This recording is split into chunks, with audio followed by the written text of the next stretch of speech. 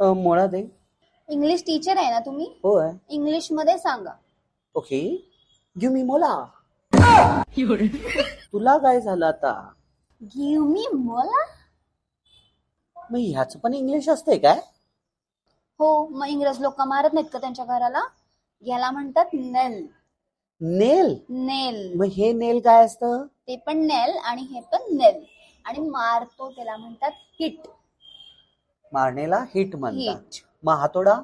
त्याला काय म्हणतात? हॅमर.